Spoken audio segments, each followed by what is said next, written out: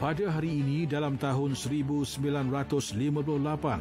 Batalion Pertama Loyal Regiment berjaya membunuh Chi Sao, Ketua Bahagian Dakyah Parti Komunis Melaya PKM, dalam satu operasi membanteras pengganas komunis di Sungai Siput, Perak. Kematian individu penting dalam PKM ini melumpuhkan aktiviti-aktiviti propaganda yang mereka lakukan bagi mendapatkan kepercayaan orang awam.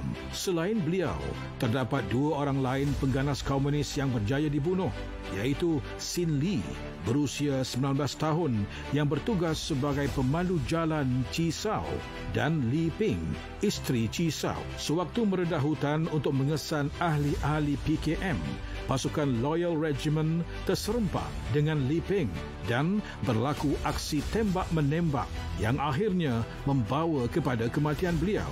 Dengan bantuan anjing pengesan bernama Dundee dan Rufus, Loyal Regiment seterusnya berjaya mengesan kawasan perkhemahan yang digunakan sebagai markas PKM.